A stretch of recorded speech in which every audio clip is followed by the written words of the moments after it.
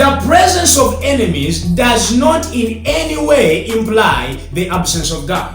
Sometimes we tend to look at the negative part of life. We look at the enemies, we look at their fighting, we look at their weapons, and the entire situation looks hopeless. But I want to assure you, the enemies will sit there and your God will be at work preparing a table for you in their presence. Some of your enemies are not going to go away because they have to be witnesses. They have to stay there and they watch you enjoy your God-given buffet. Even when they go, others may come. But you don't have to concentrate on the presence of the enemies because God is more present than your enemies at the same place in Jesus' mighty name. The presence of hatred does not mean the absence of love. We see it all over in the Bible. Jesus was hated. It doesn't mean he didn't have followers. It doesn't mean he didn't have disciples. Jesus was hated, but he still had people that loved him. Some people wanted to crucify him so badly. Others were willing to die for him. We see it in Genesis 37 verse 4. In the same scripture, the Bible tells us that when Joseph's brothers saw that their father loved him more than any of them,